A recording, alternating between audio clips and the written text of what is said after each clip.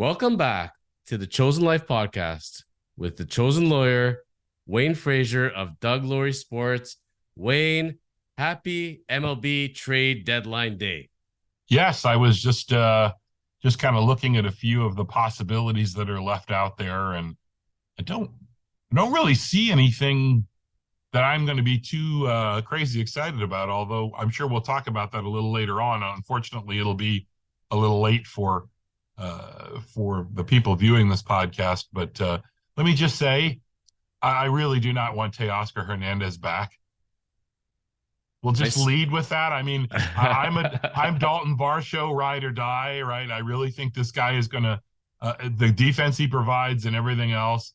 He's going to turn the corner eventually. He's not that guy, and you don't. I don't know. I mean, are you going to upgrade on him by? Teoscar's been much better defensively this year, surprisingly enough. He's also striking out every third at bat. I like what we have, right? Maybe you could go get another couple of bench bats, but other than that, let's just jump right into it. Why don't we? So MLB Trade Deadline Day is here. As of the recording, it's the morning of when this airs. Technically, the day will have passed, but we're going to do a little bit of predictions and discuss some of the analysis. A lot of trades have already gone down, Wayne, and very interesting ones.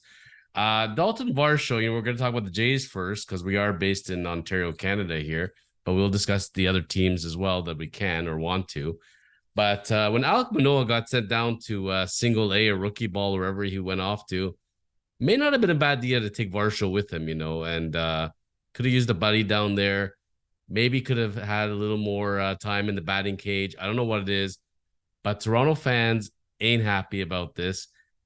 But I can't say that they missed Teoscar Hernandez that much. I don't hear that talk. It's more, we missed out on Moreno. Moreno's going to be the greatest catcher ever. Gurriel, became an all-star. He's fantastic.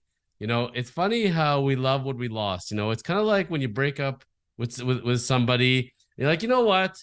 They were actually a pretty good relationship. You know what? I want them back. And as soon as you get back in with them, it's like that Seinfeld episode when you're walking up the stairs and you're like, yeah, I remember why I left in the first place, and you just keep going. I think the Jays may be better off without Hernandez. I agree.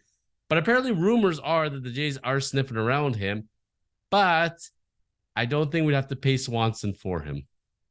No, I mean, the good news is he's a power bat. He has played better defensively. I mean, his metrics are pretty good this year, actually. I think he was saved 5 defensive runs.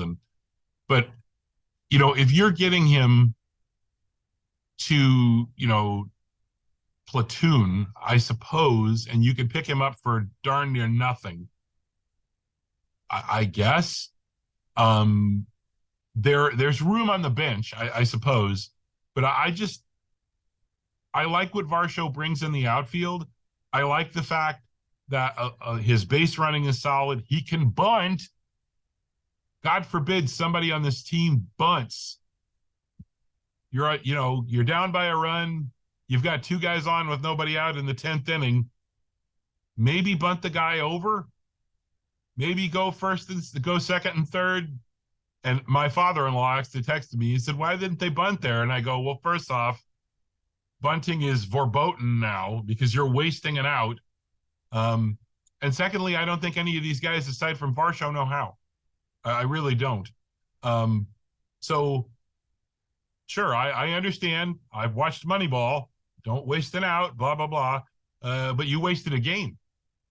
Had you just moved the guys to second and third, then you've got a crack at a fly ball tying the game up, and let's go from there. You're already down by a run. I understand first and second, nobody out, and you're still tied if you didn't give up the run to start the inning.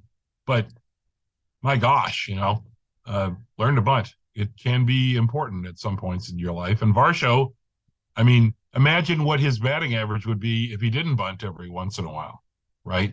But it's just like Billy Beane said, and do I care how you get to first base? No, I don't, right? So I don't like this. I know you have to adjust on the fly.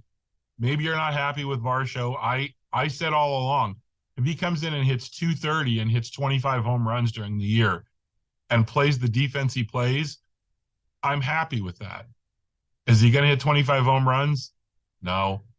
Is he going to bat 230? He probably can bat 230 if he gets a little hotter. Is he playing outstanding defense? Does he help to solidify that? Absolutely, he does. Do you really need him offensively in this lineup? You shouldn't. But I don't know. I wouldn't be dead set against them going out and trying to get somebody that I think we mentioned that we were going to talk about the Angels a little bit, and we'll get to that. It's got to be all wrapped up together. But the fact that they took CJ Cron off the market doesn't help, right? I mean, there was a guy that you maybe could have used in Randall Grichuk. I mean, again, people were talking about it. We could have got Grichuk. I'm like, we're going to roll that back again. There was a reason we let him go, right? So I'm pretty happy with the lineup as it sits right now. I mean, somebody's going to have to throw something better than Teoscar Hernandez out to me before I'm going to get excited about it. So would you like a good laugh, Wade? Like you think we're gonna trade for Ohtani today? No. But I'll tell you, the first thing is a good buddy of mine who was firmly excited about the Varsho acquisition and then was not so excited as I was, messages me with excitement, with big eyes emojis. Great news, we acquired Hicks.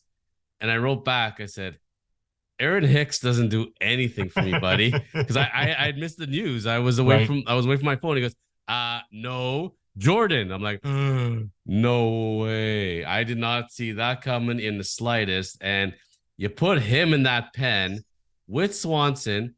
By the way, Chad Green is pitching really well in the minors. Mm-hmm. And Pearson may come back. This is a pretty scary. And Cabrera, the guy we got from the Cards, this is a pretty scary looking bullpen now. This is really coming to form, Wayne. I'm getting very excited about the pen. If I'm going to do my prediction for today, I don't think they're done. I think we need one arm for the rotation, maybe a swing guy. If Ross Stripling could be Ross Stripling, but he ain't going to be, but that kind of guy, maybe. And I definitely see another bat of some sorts. That's my prediction. That's our two acquisitions. Boom. Yeah, I agree with you. I think they're going to go out and look for somebody. I don't think the Hicks things happens if Romano doesn't get hurt and they didn't have some issues. Look, as somebody who follows, I don't follow the Cardinals super closely, but somebody who is a Cardinals fan, Jordan Hicks is an unbelievable pitcher to watch. And when he's going right, which he is right now, for the last 2 or 3 months, he's been unbelievable. I mean, and I don't just mean a guy who throws 105 miles an hour occasionally and throws 101 mile an hour sinker. I mean, I get that. His struggle has always been control. He's always been a walk every 2 innings, and that's bad for a reliever. You don't want a reliever that comes in and throws wildly. But over the last 3 months, his walk rate is way down, and he's been really, really good. And the interesting thing is, in reading a little bit more about Hicks, apparently his problems, and to a certain extent, alleviated a couple 3 years ago when he just decided to throw hard all the time, as hard as he could. Right now, does that make me feel great about the possibility of him blowing his arm out? No, but I'm a proponent of throwing the ball in a full motion all the time. I think that a lot of the issues that pitchers have right now is not throwing hard all the time, not throwing hard long enough. Ask Nolan Ryan whether your arm wears out. Everybody's different, but there's your classic example, right? But at the acquisition cost, I mean, for all the guys who scream about Atkins and those guys, this was a great move. And it sort of came, like you said, kind of came out of nowhere. I was like, all of a sudden, okay, well, Romano's hurt. We can move this guy or that guy, and then, or we could just get a guy who throws 105 for basically nothing. Wow, that's a pretty great move. I don't know. Well, I don't know what's left out there that you're going to be able to get that is going to move the needle, where you're going to be like, wow, that's a Jordan Hicks move. But there are guys out there that you can grab that are veteran guys to put on your bench that maybe help you fill out one way or the other. It also depends on what happens with Bichette today. As we're taping this, whatever it is, he says it's jammed. And so that could mean anything from a couple of days of soreness to, 2-4 weeks. So that's that's concerning. But it's not like they don't have enough infielders. They may all not hit like Bo Bichette, and I will say, I'm going to say this too. I've been super harsh on Bo Bichette for his fielding, and deservedly so. He's been better. It looks like his positioning is maybe getting a little bit better, and it makes me a little happier, right? I'd still rather have John McDonald at shortstop. I'd still rather have Doug DeCenza. Somebody not Doug DeCenza is who am I thinking of? Cripes, the guy that played for the Orioles in the 70s and hit like 200 every year, and he was their guy, right? Like a Joey Cora type. I don't know. Yeah, exactly. Somebody like that, or somebody who's just going to make the play all the time. But I'm a big believer in middle defense, right? But now you think about the rotation, right? And you think about Ryu is going to be starting tonight. Mm-hmm. Hyun-Jin Ryu, I've learned how to pronounce his name finally. It took me 4 years, but here we are.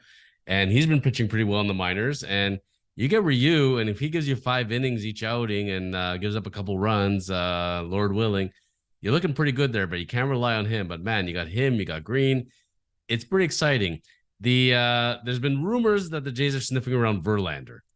And what I got to say about that is take a look at what Texas did to get Scherzer, okay? We don't have a prospect anywhere in the stratosphere of the level of the prospect that the Rangers gave up to the Mets to get Scherzer. No brother Acuna sitting here, I think we have 1, 2 maybe prospects and the minors right now considered in the top 100 maybe. And so when the cupboard is pretty bare, there's not much you can offer, especially if you want the other team to eat a lot of the salary. Verlander, rumor is the Dodgers, Astros. You already get rid of Scherzer. I think you're getting rid of Verlander at this point. You might as well just cut bait altogether. But I can't see the Jays picking up someone at that level. A Jack Flaherty type, I don't know. I mean, look at the Rangers now. I mean, they got 8 starting pitchers for 5 rotation spots. Like, what an embarrassment of riches. And by the way, their closer was going well, Will Smith. And what do? Oh, they get a Aroldis Chapman, who's throwing 98 again. Rangers at this point, like you take a look at what the Jays have to think about and other teams, in the AL. The only team I still think that has a really good shot is the Rays, but now they're not getting Ohtani. Rangers are looking really, really scary at this point, Wayne. They got a deep lineup. They got a deep rotation, a deep bullpen. They are going all in this year.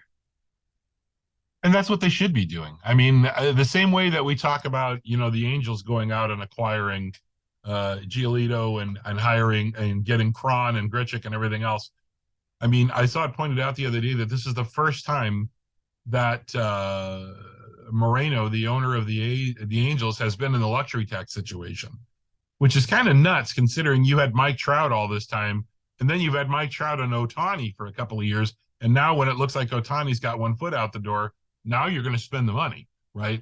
I don't disagree with you. The Rangers, I mean, yeah, that's what you do. You take your guys and then you think, okay, what could go wrong here? Okay, so you don't need a starting pitcher. Yeah, you do. We're going to have another one. We don't really need a guy over here backing up this guy. Yeah, we do. Go get that guy. I agree with you. The Jays don't really have anybody else they can trade to go out and get somebody of that ilk. But again, remember at the beginning of the year when we were like, oh my God, this offense with all these guys, oh my God, the pitching is the pitching is the problem. The pitching is the problem, right? Well, guess what? I was right about Kikuchi. I thought he was going to come back pretty strong, and he has come back extremely strong. I'm not right about everything, but I was right about that. The rest of the pitching has, it's been spotty here and there, but everybody's pitching is spotty here and there because nobody throws 7 or 8 innings anymore. Well, hardly anybody, right? But you're exactly right. So now they're going to a 6-man rotation, basically. And it's the opposite of what I always wanted somebody to try, which is a 4-man rotation again, right? But when you now have Hicks, and with Romano possibly coming back and Green coming up, and you adding Cabrera and all these other guys, and even Garcia has been really good this year. People don't realize he's been kind of unlucky, but he's been pretty darn solid. You put that bullpen, again, you don't need a 6-man rotation. If you go 5 innings and then you go 1, 2, 3, 4, and you've got enough depth that you can give this guy off a day off, and here's this guy in. I mean, that's pretty darn good. It's a little concerning, I guess, going into the playoffs that maybe you don't have that guy, that you don't have your number 1 and number 2 that are just lights out. But by the time the postseason rolls around, you may be able to land specifically on, a couple of guys and say, all right, just get us through 5 innings, get us to the bullpen, and then the game's over. I mean, it's so demoralizing to another team to look into the bullpen during the game and think, man, we got to be leading by the end of the 3rd or 4th inning, because these guys are not going to give us more than a run or two, if that, after the 5th. We're not going to come back in the game against Jordan Hicks and Romano and whoever else is there, right? So I want to give credit where credit is due. I'm not as down on the front office of the Jays as a lot of people seem to always be, but they've done a pretty damn good job of assembling arms here. And let's see what other acquisitions. But again, starting pitcher, bat has to happen. But even if you do, Wayne, going back to the Rangers here, I don't understand now, unless they're ravaged by injuries, otherwise, how do you possibly compete with them? I feel like, the Angels and the Astros and the Rangers are like rappers living in their Beverly Hills mansions, okay? And the Angels have a 10-car garage, and they got a Lambo and they got a Ferrari in there, being, of course, Ohtani and Trout. And they decided to fill the rest of their garage with like a 2012 Cruise, a 2008 BMW, a 1997 Ford F-150. I don't see it, You're sitting there, like, how do you sit there as Ohtani and saying, oh, wow, great, we got CJ Cron, they got Max Scherzer. Randall Grichuk. Well, hell, where do I sign? Right? No offense to Randall Grichuk. I like Grichuk, but I totally get you. I mean, it's like you took Hunter Renfroe and you took Ward and you just cloned them. Like, it's literally the same guys over and over. By the way, wasn't Cron originally on the Angels? And there's a reason why he's gone. And has he not been not so great this year, but he's going to be the difference maker? If I'm Ohtani sitting there, I'm like, wow, okay, so we got bodies, but how are we going to compete with this? Never. And remember, the Astros are still lurking. And by the way, they're pretty good too. That's a scary division. So I got to ask you, with Ohtani, did the Angels, in fact, make a mistake by not moving him for some uber prospects? I think they could have gotten 3 to 5 really solid prospects versus making this fake playoff run. Maybe they'll make it as a wild card team. Maybe. Very unlikely they're going to bounce. They're going to continue on. They're going to bounce out. And then you're going to lose Ohtani for nothing. Wayne, explain this logic to me, because I don't see it. The only logic I can give you is the logic of Moreno at some point realizing, my God, if we lose Ohtani in free agency and we haven't made the playoffs, then I'm doubly screwed, right? Because not only did we not achieve anything when Ohtani was here, we wasted him and Trout, but we didn't even make a run at the end of it. And I totally agree with you. I think your fan base would have a mutiny if you traded Ohtani. At least I think Moreno thinks that. I think as an Angels fan, you're so jaded at this point. I think if you had traded Ohtani for the incredible riches that you could have gotten for him, I think your fan base would have understood. I think they would have understood that, hey, this guy's not going to re-sign with us. I don't think. We are not a market that we can afford to pay a guy $700 million over 10 years or whatever that number is going to be, because it's going to be huge, right? I don't know how you pay the guy less than 50 or 60. So I think that, yes, I think they've made a huge mistake as a franchise not trading him, And I think, honestly, the only humane thing to do also is to trade Trout. I don't know if Trout wants to leave or not. I don't think he does. But my God, at some point, give the guy a chance, right? You know, he hasn't got all that much longer, I don't think. I mean, he's not an old guy, but his body seems to be breaking down on him a little bit. Um, Good gravy. I mean, imagine what you could get back for both of those guys and just reset the franchise. Because otherwise, there ain't much there. Like, again, No, this is kind of like smoke and mirrors. If I'm Trout and I'm watching the Mets being the Titanic, thinking to myself, man, I've been on this boat for a while. But you know what? Maybe Trout is a loyal guy. He's happy where he is. He's content. He enjoys the California living. And maybe there's some chance that Trout, and Moreno sit down with Ohtani and they're like, we're locking the door. You're not going anywhere. We're gonna find you. We're gonna bring you back. Like, there's no way. Like, I don't know. Like, I'm really torn on this because now that this is going on, I'm thinking in my head, maybe there's a 10% chance or higher that maybe they know something. Maybe Ohtani, in fact, said, so you know what? I'm pretty comfortable here. My life is good here. I don't really need the BS of the Dodgers. I don't need the BS of the Mets and the Yankees. I'm not going to need that pressure. I see what Aaron Judge goes through with the Yankees. You know what? People leave me alone. I'm a hero here. Trout takes the pressure off. Maybe Ohtani's happy. Maybe Ohtani, in fact, is just content to collect the paycheck, enjoys it, is competitive. But he sees like the Mets are no guarantee that you spend $1 bazillion, it's going to amount to anything. you should clip this little part that you just said that because I think that actually there's a reasonable chance of that. It's hard for me to believe that the Angels are so short-sighted and stupid that they wouldn't have moved Ohtani, right? Maybe the only thing that fights against that is if he was so happy,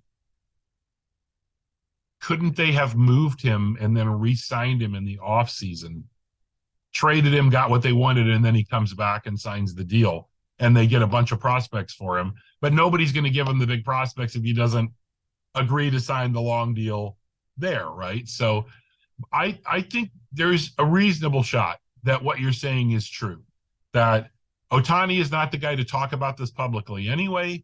He's not going to say anything.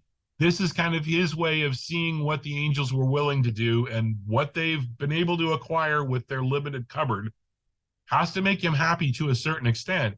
And if they can actually make a bit of a run and get into the playoffs, maybe you're right. Maybe he says, you know what? You signed me to a long-term deal with a whack load of guaranteed money, and I'll sign a 10-year deal or a 7-year deal to stay here.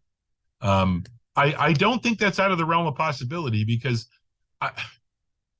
look, it's hard for me sitting here in my discount polo shirt to say, if you're Ohtani, all right, well, okay. Sorry, you were in that. I'm yeah, wearing that. Yeah. It's hard for me to say that somebody would look at a contract that's 10 years and 650 million in, say, New York, and 10 years and 550 million in California, and say, you know what, I'm willing to eat $100 million to stay with the Angels. It's not my place to say, yeah, that guy's going to do that. But I think if there was a guy who would consider it and be a guy who thinks, maybe I like where I am, I like Mike Trout, and now the team has kind of shown me that, hey, maybe we are going to try to start building things the right way. Maybe so. Maybe there is a little bit of a wink, wink, nod, nod. And you know what? I don't want to talk about it during the season. Wouldn't that be a shocker? Wouldn't it be amazing if they made the playoffs, or even if they didn't make the playoffs? You have that final game where the Angels get out and they go to talk to, somebody on the team, or maybe they have Ohtani. They're talking with him and he just casually drops, oh, by the way, I'm not going anywhere. I'm going right back to the locker room right now and we're signing the deal. Like, could you imagine? That would be incredible, right? And you think Ohtani is loved now. Imagine if he did. Imagine if he did that. Imagine if he said, you know what, I'm not going to go to New York. I'm not going to do this. I believe in the Angels. My buddy is here, and I'm willing to take a little bit of a haircut. $100 million is a hell of a haircut, but I'm willing to stay here, right? Wayne, you've been watching a little bit too much Angels in the outfield, apparently, and you're thinking that they're going to start doing this, and an Angel's going to come and help them. Maybe in this plot line, Trout is going to hit the game-winning home run in the playoffs, and then Ohtani's going to come on as a reliever and close out the game and get the final strikeout. Wouldn't that be great? I'm going to tell you another movie if you want to laugh. I'll tell you why they won't trade Ohtani and then try to re-sign him back in the offseason. You remember the movie Indecent Proposal? Yes, although Big, I've never seen it. fantastic movie. So Robert Redford is the eccentric millionaire. He's hanging out with Woody Harrelson and Demi Moore. And Demi Moore and Woody Harrelson are married. And Robert Redford says, I'm going to offer you $1 million for one night with your wife, a lifetime of riches. Give me this opportunity. You hand Shohei Ohtani to another team and let him enjoy himself for 2 or 3 months with another team in their locker room, not that way, and be able to experience playoff fever. I don't know if he's running back to the Angels. So you don't want him to experience the culture of another society. So that's why you're not going to do that. I don't know that the problem in California is the culture in the locker room. It seems like the locker room's pretty good. Oh, no. Oh, no. I know you're talking about winning or whatever else. Like, you're hanging out with the Rangers and you're winning day after day after day. You have this 8-man rotation. You have this bullpen. You're like, you know what? This beats losing 7-5 every day. Yeah, I agree with you. I don't know anything about the Rangers locker room culture, but I was picturing him going somewhere like the Mets or somewhere where maybe you send him somewhere else for 2 or 3 months and he realizes, holy crap, I like it in California's locker room way better. Could you imagine Shohei Ohtani with the Rangers right now? You could make him your closer. You wouldn't even need him as a starter. They already have 2 closers. I know, they but already you could just have say, 2 closers. the hell, we'll just pitch you. You could be, you know what? We know you're an amazing pitcher. You could be our long man. We don't even need you to do that. Moreno, if he was going to do anything, would ship him to the NL, guaranteed. He does not want to see him in his division. There is no chance. Now, let's skip ahead to another topic. We're going to get to a different sport because we covered off pretty well the MLB trade deadline, and seeing what's going to happen will be interesting. And we will look back on it in a future episode. But let's talk about relationships here, specifically in hockey. So hockey, there's a big brouhaha about the salary cap. You know, Wayne, you look at generally in hockey compared to the other sports, and man, the salaries are pretty low compared to the 3 other major sports, and they have a real cap. So the way around the cap is to be able to put guys on long-term injured reserve, keep them on there, and then when the playoffs start, when the cap doesn't count anymore, all of a sudden everybody comes off the injured reserve and they're all healthy. So Matt Murray in the Toronto Maple Leafs organization was apparently healthy for the last playoff run. They did not win the cup, right? As I recall? No? Okay. Not for a while. Not for a while. So apparently the game plan is we can't get Murray traded. No one will eat that salary. We can't really buy him out. So the thing is, I guess he's injured long term. So let's just put him on long-term injured reserve. Wayne, is this a farce or is Matt Murray really injured and out for the season? Yes and no. Yes, it is a farce, and no, he's not injured and out for the season. I mean, part of the issue for me here is you would have to get Matt Murray to sign off on this, right? I mean, Matt Murray has to agree to do it. And people say, well, why the hell would Matt Murray do that? $8 million as a 29-year-old goalie who has not played really for a year. That's a lot of money, right? That's $8 million over here for you to sit out the year, get completely healthy, work with your goaltending coach and do whatever you're going to do, and then try to make a comeback next year. But $8 million is a lot of money that if the comeback doesn't work out, I can go be a goalie coach for my kid for the rest of my life, right? So, I think some people were kind of like, why would Matt Murray do this? Look, if you want to fault Matt Murray for not saying, hey, no, I'm able to play right now in a situation where he's not going to play in front of Samsonov, he's not going to play in front of Joseph Woll, most likely, right? They're not going to be able to deal him anywhere. Take the year off. right? Take the $8 million. Now, is this crap? 100% it's crap. I've heard, as a matter of fact, I don't often read Steve Simmons, but I managed to somehow pick up a copy of The Sun the other day, where he was pointing out, why is the insurance company not going after these guys? I'll give you a pretty good reason. I'm pretty sure that all Matt Murray has to do is say, I have mental fatigue. I have mental issues right now, mental health and well-being, and that's the reason that I'm taking the year off. That wouldn't have been accepted as a good reason 10 or 20 years ago. It will be now. So if you're saying, is this a farce? Yes, it is a farce.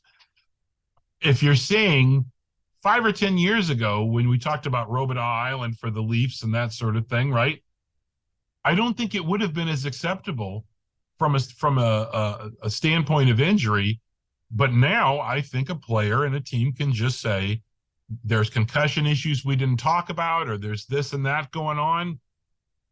Sorry, he's unavailable. And I think it would be accepted. It would be widely accepted. Is it the truth?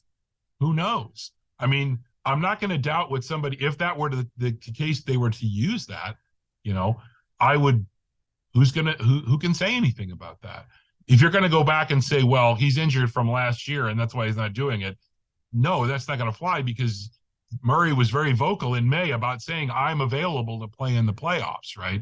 So unless something catastrophic happened in practice or him doing something, which is possible, but I'm sure if that had happened, they would have made a very big deal out of saying, oh yeah, we're doing it because of this, right? So I was in favor of the Matt Murray deal when it happened. I still think it was a reasonably good gamble to take that just didn't work out, except for the fact that all of us as fans and analysts never take this into consideration. We all talked about, oh, you could bury him in the minors, you could do this, you could that. We never really think about the possibility of, yeah, you could just throw the guy on long-term injury and it just magically goes away. And the $8 million that the Leafs are paying, who gives a crap? It's not your money. And trust me, they've got plenty. So we're buying ourselves just the same way they pay out money to get a draft pick when they move somebody else, right? Cash considerations or whatever. Here's $8 million to make this go away. Wayne, let's trace this back for a second here, because my memory bank is reflooding itself. And as I recall, up until Christmas time, the Leafs were convinced they had goalies 1A and 1B with Murray and Samsonov. Mm-hmm. Murray was playing just as good as Samsonov. Yes, he was. Something happened along that way when Murray took himself out of the equation. And that's I think where it's still kind of sticking to us was he really injured? What was going on? Right up until the morning skate, the game night, they thought Murray was going in net. Murray came back and said, yeah, I'm not going in. And then Samsonov went in, and then that was downhill from there. It's not unlike the whole Carey Price situation, if you think about where Carey Price is at. I was going to tell you the movie The Sandlot. Remember when they brought in their rogue pitcher and he was like 32 and they said, let me see your birth certificate. And it said, I am 12 years old. And it was like written on a napkin in crayon, right? This is all you got to do now in the NHL to be injured. I am injured, write it on a piece of napkin. That not to belittle mental health at all, certainly, because that is a thing. Some is real and some people use it as a crutch, but it's one of those things you can't measure. You can't actually run an MRI, a CAT scan, an X-ray on mental health.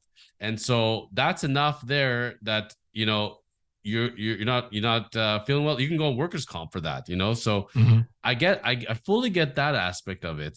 It's just, I'm kind of scaling it back now and thinking about as far as insurance goes, it hasn't been clear, it very well could be that the Leafs could still be on the hook for that money. Maybe insurance isn't, you can be on long-term injury reserve without a doctor's note and put that in the NHL. Doesn't mean that the insurance will necessarily cover you. Maybe from a insurance point of view, they may have separate criteria than the NHL does. But regardless, Murray, if he didn't play along with this, he could have said, screw you. I'm getting paid regardless. I don't need to do this. The talk in the town is he doesn't want to be the scapegoat for the fans of why he screwed up the cap situation. Plus, the coach Sheldon Keefe played with him back in the minors and in juniors, and maybe they had a nice talk and said, "Listen, we really need you to help us out here, be a team player." And the feeling is, I can't begrudge Murray in this. I don't think this is Murray's idea. I don't think this is Murray's call. I think that he went along with it, and he's being a good team player, and good on him because not everybody will do that. Okay, so here's a wild hot take just occurred to me. Okay. So you get Samsonov for 1 year for $3.55 million. You've got Joseph Woll as your backup. Samsonov has another good year. You're probably not going to pay him after that. Woll maybe becomes your starter the year out in the next year after that. Murray sits out for the year, gets his $8 million, and then signs a 2-year deal next year with the Leafs to be their backup at a higher rate. And it's all been a work. This isn't professional wrestling, Wayne. This is the NHL. If you believe in Matt Murray, if you believe he actually has the goods, wouldn't you put that in your back pocket and say, hey, sit out for the year. We got to pay you anyway, right? I don't know enough about LTIR to know this. Let's say that Samsonov has some sort of devastating injury. Is Murray then can he be brought back during the season? I believe he can. I think he can, right? And I think he'll be available for the playoffs. Yes, he will be available for the playoffs for sure. Tampa Bay and Toronto and Boston. Yeah, and so I you know what? Wouldn't that be nuts? Just sit the year out. If we need you in the playoffs, we'll use you.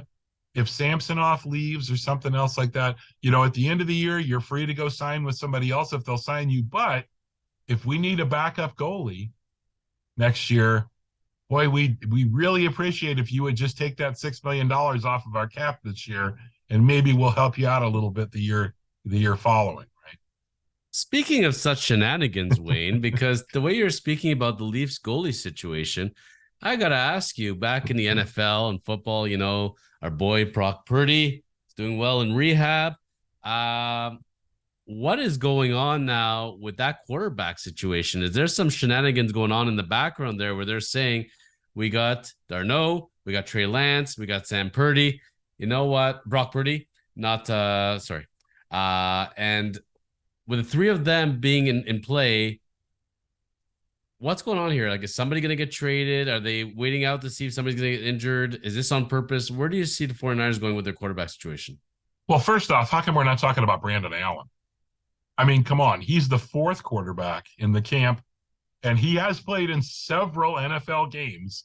He's from the hotbed for quarterbacks, the University of Arkansas. I'm kidding. We're just waiting for Chuba Purdy to get drafted. In the meantime, Chuba. Look, I think that now that we have passed the threshold of Purdy is not going on the PUP list, he's your starter. I think all systems are go now.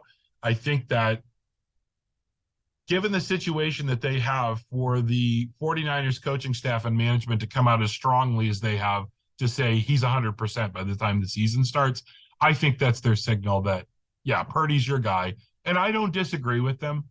I just wonder then, is Sam Darnold your backup then? Because unfortunately, unless you play Trey Lance, you're not going to get anything for Trey Lance. And is that really a concern of the 49ers at this point? Because if you got, what's the market for Trey Lance right now? A 4th rounder? A 5th? And they gave up a lot to get him. Oh, I know. It's not just that where they drafted him, they gave up a ton to move up to get him, right? So it comes down to that sort of, plus how sour is Trey Lance going to be if he is in essence the 3rd string quarterback on that team, right? And then he's just going to, I don't know. I feel like it would be in the best interest of the 49ers. No, okay. Well, let me rephrase that. It's not in the best interest of the 49ers to trade him because this is the NFL and your starting quarterback could have his arm ripped off and shoved up his wazoo at any given moment, right? That's entirely possible in the league. And then you're down to Sam Darnold and Trey Lance. Okay. So it is not probably in the best interest of the 49ers to move him. However, it's probably in the best interest of Trey Lance for him to be traded. And just for the happiness of the locker room and for clarity's sake, maybe I think the 49ers, if they got a third round offer for him, they'd move him. Just, yeah, it sucks, but you're 2 years down the road now. And at some point, it's a sunk cost. Get back what you can. But I don't think the 49ers organization has given up on Lance. I just think they realize maybe Purdy is a better fit for everything else that we have. Hell, I think Sam Darnold is a better fit for everything else that they have. And you go out and try to find somebody who wants to run a Trey Lance, Justin Fields type offense, that sort of thing. And you say, here, look, give us a third rounder, and like draft day, throw us your punt returner just because I want a punt returner, and take him with our blessings. And God love you, Trey. I hope you go there and beat our asses the next time we're there. Make it, it's not that we don't believe in you. We just got too many damn guys right now. And this is not going to be fair to you either. Right. But I think Purdy's it, and which is sad. It's not sad for me. I like Purdy and I'm not a 49ers fan, but it's sad for the Sam Darnold cards that I've been picking up cheaply, because I was really hoping that Darnold would get a shot at the beginning of the season. And he may during the season. I'm not bailing on him in any sense, right? I want to see what Darnold can do with a good coach and a good crew around him. I think Sam Darnold is Jared Goff, except more of a management type guy. I think he's a guy who, if you don't require Sam Darnold to be the end all beat all of your offense, he ends up being a top half of the league quarterback. And I think in the system that the 49ers run, I think he's definitely that if he's the starter. But I also think that's Brock Purdy too, except Purdy probably has a better arm and is a little more daring. And the question is then, let's say that Purdy comes out as the starter and they go 2-2 and Purdy doesn't play particularly well. Who do you go to? To me, you go to Darnold because Darnold fits the system better, but you'd be much better off putting Lance in for a couple of weeks to see what happens. And if he plays well, then you trade one of the other two guys, right? But I just can't see them going all the way to the season with Lance on the roster. I really can't. I think he gets moved somewhere. And this is where I'm thinking ahead. What happened to them in the playoffs, saying we're not going to do this again. I think you got to keep the insurance policy and you got to keep it all year. You pet Trey Lance on the head and you let him know, hey, buddy, we're here for you, man. Don't worry about it. There's no market for you, like you said right now, and we're not going to give you up for nothing. We gave up too much. You're still young. So what's going to happen is you're still going to be the understudy. I see more Darnold being the steady presence if Purdy goes down. But Purdy's healthy. He's running the thing unless it's a blowout of some sort either way. And you just write it out. I mean, to get nothing for him, what's the point? Like if they get rid of Lance, and God forbid they get into a situation in the playoffs where Purdy goes down, Darnold's down, people are gonna be screaming to the heavens, Wayne. So I think you got to keep the insurance for one more year at least. See how Purdy does, if he can last the full season, see how the playoffs shakes out. Because you remember, you got training camp, you have all 16 games is still a lot during the season. Playoffs happen. We'll see how they finish this off. By the time the season ends, who was the starter, who was the backup, things can definitely shift. And then they make the determination one more year. And then maybe Lance will be the starter by the end of the year. Maybe Purdy actually ends up sucking. Maybe he's just not really good. Maybe, the clock strikes 12 and he turns into a pumpkin. Darnold is okay. Lance gets hot and boom. And now you got Lance as a starter and you got Darnold as your backup. I could see it going all those ways. But to me, you have this much money invested, this much capital invested. You got to write it out at least one more year because they came so close. If Purdy was healthy, they would have gone a lot farther, maybe even the Super Bowl last year. Well, and I think that's a really critical thing to take into consideration that a lot of fans are not thinking about is that's a pretty small sample size for Brock Purdy. And not a guy who coming out of college was like, oh, this guy is the dude, right? There's a reason that guys get drafted where they get drafted. Now, guys, Except Johnny Manziel. Yeah. all the time. Well, but it's almost always the other way, right? You draft a guy up, you have some pretty spectacular flameouts, right? But most of the time, the guys you draft in the first round are your guys. There's a reason. You know their metrics and everything else, right? It's not very often that somebody jumps up from the middle of nowhere and becomes amazing, right? Well, Purdy was really good last year, but that was a small sample size, and there's a really good chance that he just doesn't play that well. Part of the other equation is you hang on to Trey Lance and Sam Darnold both, and you hope that somebody's quarterback goes down in week 1. And now all of a sudden, you've got two dudes that are, viable starting options, and the team has to decide, well, do we want to bring Trey Lance in here? Especially, let's say it's somebody not very good, that doesn't expect to go a long way. And then they can bring Lance in a year where he's got a year to learn the playbook and everything else. It's not a big deal. And they can afford to give up a couple of good picks or a player and a pick and put him right into the starting lineup. Or if it's a team that thinks, okay, we actually have a legitimate shot here, you bring in Sam Darnold. You probably don't have to pay a whole lot for him. And Sam Darnold can walk into any locker room in the NFL and be a starter right off the bat, right? So I think there's that also. I think it just completely comes down to what the 49ers feel like the feeling is between the three quarterbacks. If all three of them can get along and there's not going to be any, friction or anything else like that, Trey Lance doesn't seem to be the guy who's going to cause any problems, I don't think. I don't know the guy, never heard about. I don't hear anything bad about him or anything. He's not like Kyler that. Murray, that's for sure. So well, there's a team there that, let's say that's a good example. It's an excellent example. So this year they're gonna be, who the hell is their quarterback? Colt McCoy. I mean, I think so, right? I think it's McCoy. So let's say that a week or two into the season, the Cardinals aren't going anywhere. They're going to be a bad team this year. Very bad. San Francisco and Arizona talk, and I know they're in the same, same conference and everything else. But the Cardinals say, you know what? If we don't get the number 1 overall pick, to go out and get the name escapes me of the USC quarterback, but the one that everybody's all excited about, and it should be the number 1 pick next year. Not Chubba Purdy. No, not Chubba Purdy. But let's say the Cardinals look at that and go, if we don't get the number 1 overall pick and we want that guy, and say we get the 2nd or 3rd pick, we're going to have to give up draft day, to mention it again, draft day style type stuff to move up to get that guy.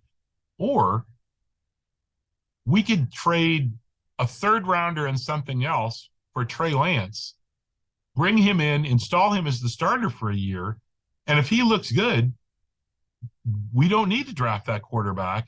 And now we can trade back a little bit with whatever pick we get and restock the entire franchise.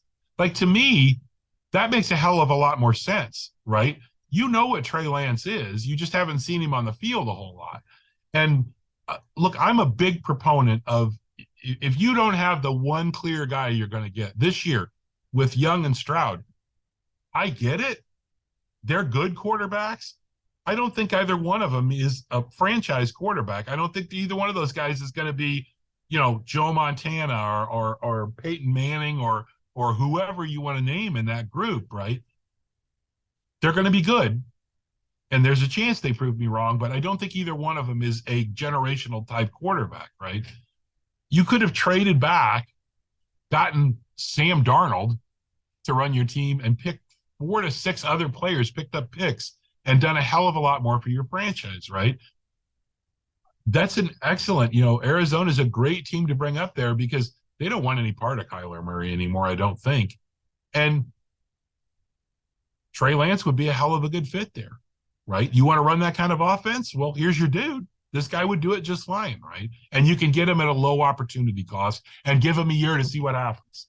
What does Green Bay do if Jordan Love doesn't show much love. Like, what if he goes down, or what if he's not very good at the end? Again, another Trey Lance type situation. I could easily see them popping him into the system, but that's not a Trey Lance situation. That's a Sam Darnold situation. Oh, interesting. Okay. I think that's the Packers would be much more likely to go out to the 49ers and say, okay, we want Darnold and we'll give you X for him, right? Because they're going to give Love a lot of rope. Like, even if he's hurt or not doing so great, they're going to give him at least a couple of years to figure this thing out for sure. Interesting. Well, we'll see what happens in the world of the 49ers, and I'm sure we'll have lots of comments. So we're going to ask the viewers, make sure always put in your comments. I know you're not shy, and share your thoughts, because we're going to bring up a new segment for today as we're ending off today's episode. And we have a couple episodes, Wayne, where you struck a nerve. You struck a lot of nerves, actually. And the viewers, your comments are not going to be missed, because we got you down here and we're going to share some of them. And I'm going to read them out. And I want to hear, we haven't talked about this, Wayne and I, so I'd love to hear Wayne's reaction. So Wayne, as I'm reading these off to you, tell me what you think as you're hearing this, okay? And I'll chime in. So the first episode where people wrote in was our clip where we talked about Connor Bedard is no McDavid or Crosby. So Connor McDavid is no McDavid or Crosby. We're not saying that he's not going to be one day, but to say that he is automatically or for sure, and chances are it's not likely going to happen. I still stick this way. He could be a very solid player. He could be a Jeremy Roenick, whatever. That's still great. But to say he's going to be McDavid or Crosby, if I'm putting money in Vegas, I agree with Wayne, probably not going to happen. So let's start off here. The Champion 31 writes in. This is all from YouTube, by the way. Just two guys that aren't Hawks fans helping each other cope. Love to see it. Hope you get through it. Huh? Oh, well, I'm not a Hawks fan, admittedly. I mean, I grew up in Illinois. I don't know whether people realize this or not, but I was closer to St. Louis. So, I thought you grew up in St. Oh, wow. Okay, so you're from Illinois. No, I grew up in the Illinois side of the river, about 30 minutes from St. Louis. So I'm more of a Blues fan than I am a Hawks fan. I don't hate the Hawks. I hate Chicago people. Being a downstate Illinois person, we're not allowed to, Chicago people, not so much. We don't get along, right? They all think I love your pizza. I love your pizza in Chicago, yes, by the way. Chicago pizza is very good. There's a lot of great things about Chicago. But being a downstater from Illinois, everybody from Chicago thinks that if you go south of Chicago, then it's a constant filming of Hee Haw episodes, right? And do you know what Hee Haw is, Jonathan? I remember the show. It was a country show where they had banjos and they had guest stars and they sang country music and had funny skits, which weren't that funny.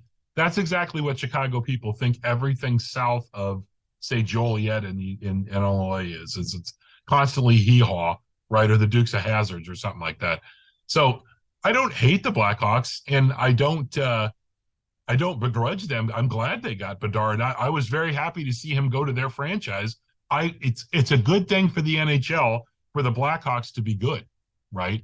Much the way LeBron made it to Cleveland and the way that Crosby went to Pittsburgh. Sure, there was nothing. It's funny how that ended up. I had a feeling Bedard was going there. Isn't it just funny how that happens, Wayne? Just saying. Look, I have nothing against. I'm much happier at him going to the Blackhawks than I would have, say, if he had been in Arizona or Columbus, I was going to say Arizona, something like that. Yeah. It's not great for the league, right? So I'm happy that the Blackhawks have him. It's a good thing for the NHL when the Blackhawks are strong.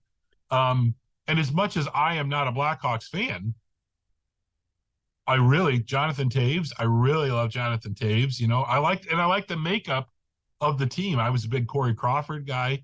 I like Joel Quenneville a lot. Peter Mrazek. So, sure. Fantastic. Why not? No, right? So. No, but you know what? I like Chicago. I drove by Wrigley. I've never watched a game there. I'd like to, I have watched the White Sox in Chicago play. I like the town. You know what? I don't hate the Blackhawks. I mean, I'll be a Blackhawks fan per se, but I'm not sure if you're not a Blackhawks fan, that means you have to be there being in Cope. Don't know about that one. Double Chief 6926. Not sure what that means. They said the same thing about McDavid. He's no Crosby. And of course, a few years into his career, he was considered the best player in the league. Give Bedard 5 years and he'll have the crown. I don't recall ever saying that McDavid was not the next Crosby. McDavid was on another stratosphere when he was coming up, not the same as Bedard in my estimation. McDavid was literally the next Gretzky, not even the next Crosby, as far as the word on the street. And I don't think there was ever a doubt. Not that Bedard isn't, but I feel like McDavid, there was a different vibe to it. Wayne, agree or disagree? Well, I would say there's a couple of issues here. The first one is that this guy has 69 in his username. And 26. Okay, and 26, whatever 26 stands for. I don't know. I know what 69 stands for. Look up 71. Go on. I think the qualifier that he's put in here is give him 5 years. Okay. We've been hearing people talk about as soon as Bedard comes in the league, he's going to be the best player in the league. He's not, right? When McDavid came into the league, did McDavid have the impact that Crosby did his first year? Crosby scored over 100 points his first season. Crosby is now, if you're going to say, oh, we'll give McDavid 3 or 4 years and he's the best player in the league, you're right. And I don't remember anybody really saying that McDavid wasn't the next Crosby either. I think McDavid is kind of on a level way above, but I'm sure there were some people saying that. But if you're saying to me, could Bedard be Crosby or McDavid in 5 years? I still have my doubts about that. I don't know that he's going to be a McDavid level talent. And also, Crosby has a number of rings that McDavid doesn't have, and Bedard would have to get there to have those things, right? I think Bedard very clearly is the best talent of this year and of a few years, but let's give him a couple of years before we start saying he's the best player in the league, right? Round Side Up says, I think Bedard's distraction is hockey. He practiced shooting one-handed and already has a signature shot. I don't remember if we said something about whether there was a lack of focus on Bedard's part. I don't think so. I think we said that Bedard seems to be very focused on hockey, so I'm not sure what that comment is referring to. Well, in the Blackhawks, off-season training camp, they didn't want him playing hockey. They wanted him to take a breather and focus on other training aspects. And he said that's the longest he went ever without being on the ice, maybe something along those lines. Right. Guy Major 7103. There's 71. He's Connor Bedard. I see a Gretzky. Okay. Sure. You're going to love the next guy. Mo Love. Mo Sislak Love? You ever been to Sumerk and you're like, see the guy, you're like, hey, there's your Uncle Mo. I'll be buying his rookie card and HODL. I had to look this up. Holding on for dear life. Right. So, Wayne, I think that's a good move, buying that rookie card and holding on to it for dear life. Well, the problem with that, Mo Love, is that the rookie card is going to be extremely expensive as soon as it hits the market. Maybe grabbing one of them. I'm going to guess that the Young Guns, which is kind of the rookie that everybody goes after, you're probably going to be paying $300 or $400 for that card right out of the gate. And he has not played a single NHL game yet. Yeah. Now, is $300 or $400 too much to pay for that card? Probably not, because as long as he doesn't fall into a wood chipper or something like that, But the issue is that if he doesn't come out smoking hot, immediately you're going to have people saying, "Oh, see, he's not as good as he." The people who are, "Oh my God, why isn't this card doubled in 2 weeks?" So you're doing the right thing by holding on to it. I appreciate that, but maybe pick one of them up, put it away.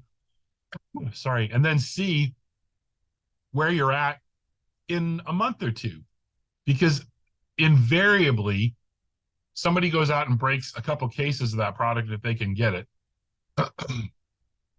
and then needs money, and you might find it for $100 cheaper, $150 cheaper, right? So, I don't blame you. There's going to be quite a fight over those Young Guns, but remember, Young Guns are not hard to find, and remember also that at $300 to $400, you would damn near be paying what you're paying for an Austin Matthews Young Gun raw right now for a guy who has a 60-goal season under his belt.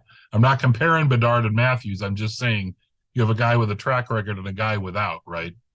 Wayne, how much is a Mark Messier rookie card or Steve Yzerman rookie card off the top of your head?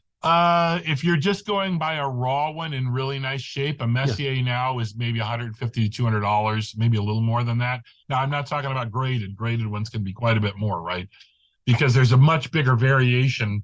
There are far more McDavids or even Crosby's or Bedard's when they come out this year that will grade as a Gem Mint 10 than you would probably even find as a 9 in a Messier. And I don't know what a 9 Messier would go for now, $1,000. But again, you're talking about, and Steve Yzerman, you can find his rookies for $100, right? But not in a 9 or a 10, but admittedly. But yeah, it's about the new thing. This guy's the new guy. Last year when the Leafs got knocked out of the playoffs, Matthews' Young Guns fell by like a third, and they haven't really rebounded yet. So, I mean, there's so much volatility in this part of the market. Messier's and Yzerman's extremely well-graded ones were selling at ridiculous numbers. And there was a while for a Messier rookie, even with bad corners, you could get $200 or $300 for it. But they've filtered, everything in that market is filtered way back down, right? Well, even Gretzky rookies. I would rather hang on to a couple of Messier rookies than a Bedard rookie, but that's me. User LV9H says this video won't age well. Says you. Well, I hope for Hawks fans and for Bedard fans. Again, though, nobody's saying Bedard won't be an outstanding player. It's just A, probably going to take a few years, and B, boy, if you got another McDavid, good on you, right? What did I say? I said that I see more of a next Jeremy Roenick. I think Roenick was a pretty decent hockey player. Mm-hmm. And that's funny because he's in Chicago. And you know what? If they get another Roenick, I don't think they're disappointed with that at all. Hoffy2055. Haters gonna hate. Bedard is no McDavid or Crosby. He's better with an exclamation mark. It's a little early to be making that statement. Tom the Ridge 6188. Sour grapes. You're going to like what Spencer's Paven 6325 has to say. These guys have no hockey knowledge. I have something I'd like to say about that, but I'm. It's a clean show, no swearing, Wayne. Yeah, no, I agree. Look, I will be the first person to admit I am not the font of all knowledge in terms of hockey because I didn't grow up. Hockey was not, being from St. Louis. The Blues were there, and I was definitely a Blues fan into the Blues, but I didn't play hockey because I'm from the States, right? So I didn't grow up coaching and playing and all that sort of thing like I did with the other sports. But I know enough to know that Bedard is not McDavid or Crosby right now, coming right out of the gate, My Shih Tzu knows that, so. Yes. Nicholas BZ. No swearing. No, she is a Shih Tzu.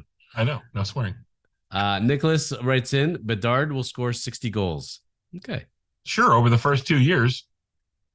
Maybe in 5 years or 5 years. If you want to, if you want to add the first 2 years together, 60 goals from him for the first 2 seasons would actually be a very good outcome for a guy their first couple of years in the NHL, right? Especially a guy who's not finished growing yet, right? He's still got some size and meat to put on too. Do I think Bedard could score 60 goals? In this NHL, it's not easy. It's pretty tough, right? I mean, it's not easy, buddy. And also, and who's going to be setting him up for all those goals? Yeah, well, that's the other thing, right? Is it? Yeah, I think there's a really good chance that he is a 30 to 40 goal scorer year in and year out, and with the possibility to really kind of go nuts a year or two, depending on who they get to set him up. If they find Adam Oates, yeah, they do have Taylor Hall. That's right, they do have Taylor Hall. I'm getting a whisper here. It is Taylor Hall. I remember now that they acquired him, but you know what? For mentorship and everything else, but it's going to be a lean few seasons as they rebuild over there. 60 goals, and I don't know whether he's saying that he will eventually score 60 goals in a season, which I would give you maybe 50-50 odds on that. What's the rookie record for goals? Teemu Selanne, 56, 58? Or did he score 70 that year? I think that was a 70. The Selanne had that monster year in Winnipeg. Yeah, it's maybe 1 or 2 people capable of that, Pavel Bure was decent. Yeah, I would say that if Bedard scores 35 goals and puts up 90 points in his first season, he's done extremely well for himself. Agreed. So now we finish off with our hockey comments, and we have a couple that we wanted to share with you as we're wrapping up on our clip about is MJ going broke? Michael Jordan, selling his share in the Hornets. Michael Jordan, with the Jordan brand. Lots of talk about it. I was a little shocked to hear him selling. I know the team's not done very well. It's led to some speculation. Why is he selling at this point? Is he cashing in high? He loves being an owner, but is it a money issue? I know that mansion in Chicago has been sitting for many years, that custom mansion, and it ain't moving, but I don't think that's the reason. But apparently we hit some nerves on that one, Wayne. Let's jump into it. Parawill 7074. MJ going broke wouldn't be a secret or a rumor. He makes too much money annually to go broke or have financial issues. MJ didn't make a bunch of money years ago and do nothing else.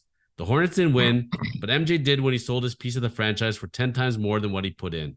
I think he made a lot more than 10 times, but he did quite well. I don't think either one of us said. I think we speculated talked about the possibility of it, but I don't think either one of us said we thought he had sold it because he was growing broke. I mean, it's a possibility, but I agree with. Was that Power-Will or Parawill? Parawill, like a paralegal. Parawill. Okay, so yeah. Parawill. Yes. I agree with you. I think as I pointed out, even if you were destitute, even just his contract with Upper Deck to sign autographs would be plenty to keep him going, right? Now, I will say that I read a few of the comments. I was shocked we had comments. We did. Yes, I didn't even know we had viewers. We have lots of viewers, and they love and hate us. And I think you've probably picked one out that's going to come later on. That I'll talk about that one more. But I don't think we said that we agreed with the thought. I don't either. I don't think he's broke. I don't think he's broke either. I'm not ruling it out as a possibility for the sale, but he's certainly not broke after the sale. But do I think it's possible he's destitute? No, it's absolutely not possible. DJ Diabolic, that's a nice name. Broke? Nah. NAW. Just on his shoe deal alone, the amount of people who still wear his shoes and gear, as well as new styles and colorways of his shoes that come out monthly, if not weekly, he's doing okay. Yeah, I agree. Yeah. I have to correct you, though. Yeah. You said that was spelled NAW in the comment? That's how he wrote it. Yeah, that's Naw. That sounds like Southern. Naw. Nah is NAH, right? Double X60 Demon Drummer writes in, he was so broke, so he had to sell his basketball team. But he sold his basketball team for over $1 billion. So he's not broke. Fair enough. Again, I don't think we were arguing that point, but nope. Is there a Christian God writes in? Can't make this stuff up. He sold the team to get ownership with the Bulls. I haven't heard anything about that, but I mean, why wouldn't the Bulls want Jordan to be involved with the team, right? Isn't that the same team that originally kind of helped him move along originally? Yes, yeah, but I mean, it's how many years later, right? And how the Bulls doing with their personnel? Has it gotten any better? We just had we just discussed Bedard and the Blackhawks and all that. One of the things that Rocky Wirtz, who just passed away this week, I think, or last week, did that was really key for the franchise was to reach out to Bobby Hull and Stan Mikita and all these guys and invite them back in to the franchise, right? I mean, especially if you're not paying particularly well, you're not having a lot of success. Well, how much time does it buy you to bring Jordan back into the fold, right? Maybe Scotty can join him, Lars Pippen, Marcus Jordan. We can have one until big happy Luke family. Longley returns. I will not watch a Bulls game. And Charles Oakley, and we might as well reunite him with the Knicks too while we're at it. So I don't see the ownership with the Bulls happening in our lifetime, but stranger things have happened. Last one, FU Suzluti 7877. Strong possibility, don't ever underestimate a degenerate. We'll find out when the wife files divorce. Also, he can be cash broke and chose to sell this asset to rearrange some cash, but still be fine financially. Yeah, I don't know about this one Okay, at all. this is the one that I read, and this is the one that I agree with. Actually, do not underestimate the possibility that because Jordan is such a gambler, right, that he could have pissed away a whole ton of money behind the scenes. Look, I'm from St. Louis and in the downstate Illinois area. I had people who were involved with getting autographs from Jordan. There was a lot of cash floating around, and that cash always seemed to be, now this is just from what I heard, ticketed to play for him betting on the course, right? We know that he was asked to step aside. He took some time off, wink, wink, right? I think I alluded to that in the original episode that, you know, gambling is gambling. There are people that go completely broke all the time gambling, just playing at your local casino or buying thousands of dollars of the scratch tickets or whatever. Now you're Michael Jordan, and we already know you're throwing money around like crazy and you're betting on everything, right? Could he possibly have gone through all of that money? I don't think so. But that's just as good of a theory as any. There's been a lot of rumors about Jordan. I mean, the reason why he walked away from the sport originally, that either you're going to take a vacation or we're going to impose that vacation on you. Mm-hmm. The passing of his father and the circumstances behind that. There's a lot of talk about Jordan behind the background. For all, the documentary and everything else, there's a lot of Michael Jordan we don't know, and there's a lot in folklore, but also there's a lot of urban myths out there, urban legends, and I don't know if we'll ever know. I think he's going to take a lot of these secrets to his grave at the end of the day, and he's never come out and really said anything as to why he's doing this, unless he actually does, and even if he does, we won't know if it's true or not. So you'll never ever know with Michael Jordan. He holds things very close to the vest, and just even from his relationships, he didn't seem like a very huggy feely type of guy out there, on the court. Mm-hmm. Lost some key friendships, Barkley and Pippen. So he seems as cuddly as a cactus. That's kind of my impression of him.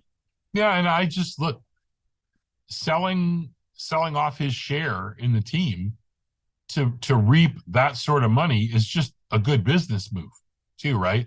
I mean, on one hand, are you going to say, well, the NBA just continues to climb and climb and the franchises get worth more and more? But at some point, I guess Jordan would be what, 60 now? Gotta be in his 60s. Yeah, I would say early 60s. I guess what, drafted in 84, correct? Correct. So say 21, 22. So say 61, like let's just a guess. How much longer do you want to be the other owner of the team as opposed to having $1 billion in the bank? But you could have people running the show for you. You stay away, bring in good personnel to run your team, actually win championships. Plus, if I was the NBA, wouldn't I want Michael Jordan part of my league? Unless maybe it wasn't working out so well, and they're like, okay, because they didn't seem to hold him back so much, Nope. No, there was. I don't recall a big call to try a drive to keep Jordan as an owner. Right. And see, LeBron is going and investing with the Fenway Group, but he's doing that in the background. Mm-hmm. He has hands in a lot of stuff, Some will even say that he's partially an agent through the agency when he is, but he isn't. So that's a different kind of move. And, I think the NBA, when LeBron retires, I think they'll open the arms for him for certain, but he's a different kind of business person. He has a different persona. He has a different way of speaking, and Jordan has always been that way. So I think Jordan's personality is not changing. What you see is what you get. And, it was time. I guess it was just time. I would agree with that. We will leave it at that. So we finished off today's episode. Wayne Frazier of Doug Laurie Sports and Doug Laurie Auctions, thank you for joining us as always. I got something I want to throw out here real quick before we end. Please. Yes. So as this episode airs, we should be in the middle of our charity auction for the Down Syndrome Association of Simcoe County. You can go to DougLaurieAuctions.hibid.com or just Google Doug Laurie Sports or Doug Laurie Auctions and you'll get there. You can get through our website, DougLaurieSports.com. We've got a bunch of, I'm just finishing the auction as we write this morning. It's live already and I'm adding more things. But we have about 90 to 100 items in there, including an autographed Gretzky lithograph, signed jerseys from Max Pacioretty, Vladimir Guerrero Jr., all kinds of interesting stuff, all the way down to little $3 and $5 things. all of the proceeds. I'm not charging a hammer fee on this auction. I'm paying for the auction to run myself. Every bit of the money that we raise from this is going right to the Down Syndrome Association. We even have some original artwork from the youth group there, which is actually really cool. I may buy one of them myself. Got gift cards, all kinds of stuff. So if you get the chance to check that out, we do ship. If there's something in there that you would like or you'd like to support, we are still taking donations. And if you want to make a cash donation, you're welcome to too. One of my buddies walked up, a guy that I played trivia with the other night, and handed me a $100 bill. And I said, "What's this for?" And he says, "It's a donation to the auction." And I said, "Well, why don't you just buy something?" And he says, "Well, I stopped at Rama and did pretty well on the way down here at the casino. So got to keep the karma flowing, right?" So he asked me not to name him, but from the random guy, thank you for the $100. We'll take cash donations too, right? Keep the karma going, folks. That's a great, great cause. And Wayne, thank you for sharing that and for all the great work you're doing. And again, sharing your sports knowledge and insights, especially your vast hockey knowledge. And we'll see you all back soon on the Chosen Life podcast.